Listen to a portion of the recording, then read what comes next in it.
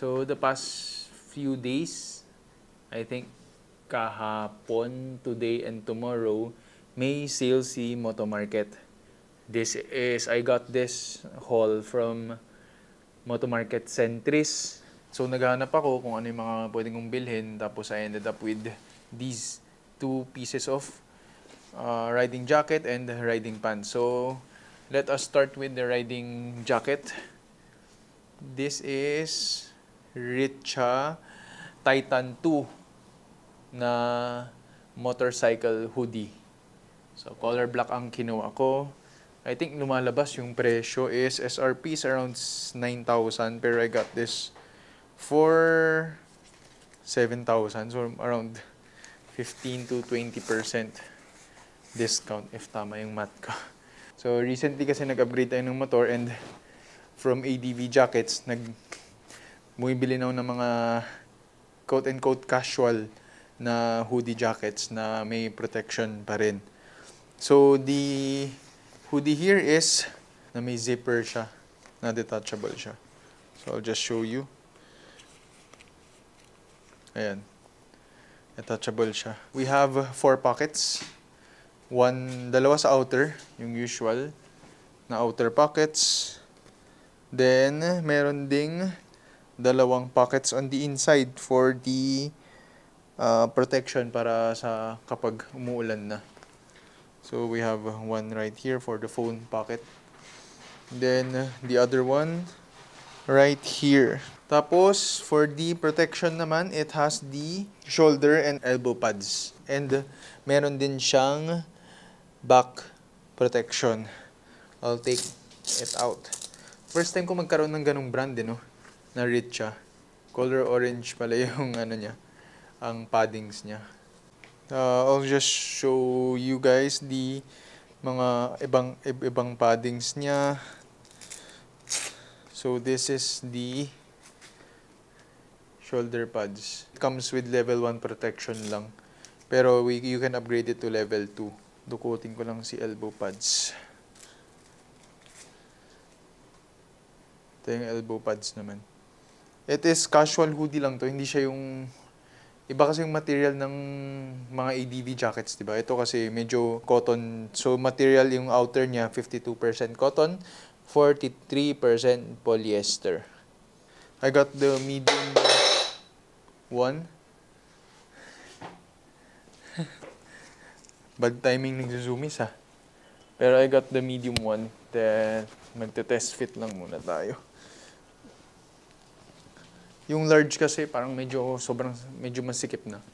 It's also heavy kasi hindi siya katulad ng ADV kasi na mas lightweight yung material. So cotton siya, so medyo mabigat talaga siya.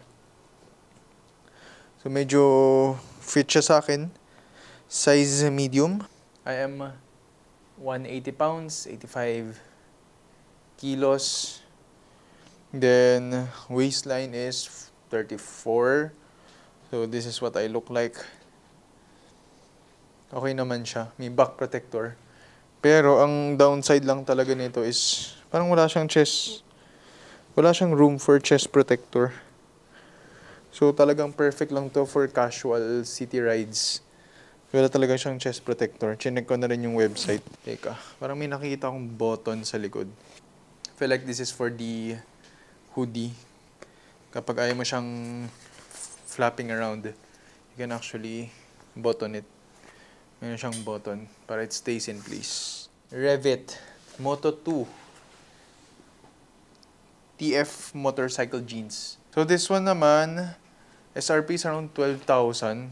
So walang masyadong discount. I think this is not part of their discount talaga. So pero may less 10% pa rin naman siya. Pero I think I got it na rin kasi wala pa akong motorcycle jeans na maayos talaga. This is actually my first motorcycle jeans na nabili. It's color gray. Ganda naman. This is size 32 na waistline. I think kahit medyo waistline ko 34, pero pasok pa rin yung 32 kasi stretchy type siya. Tapos ang fit niya is tapered. So medyo masikip siya on the thighs, pero pababa, hindi na masyadong Later, fit ko siya. Kondura siya ng material. Triple safety stitching.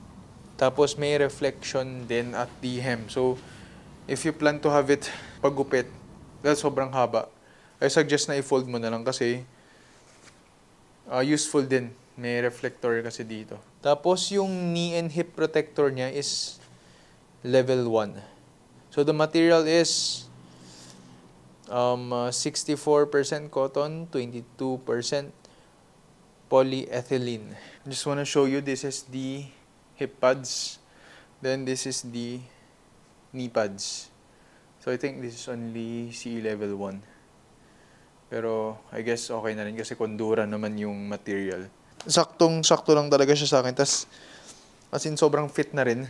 Medyo fit na kasi siya. Medyo stretchy naman siya at least. So, it's fine. So, ayun na nga. Mas mahaba nga siya. For sure. Pero, when you fold it up, may reflectorized naman na siya. My recommendation is just you don't need to cut it. Fold mo na lang siya. Hindi naman siya bababa kasi once you're on the motorcycle, hindi na siya bababa ng kusa because of your boots naman. So right now, masikip siya dito eh. Pero kaya naman. Tolerable. Comfortable pa rin naman. So there you guys have it for my haul on this recent Moto Market sale. So if you guys have any questions, kasi plano nyong bumili, naghanap kayo online sa mga reviews about it, let me know in the comments. Thank you for watching.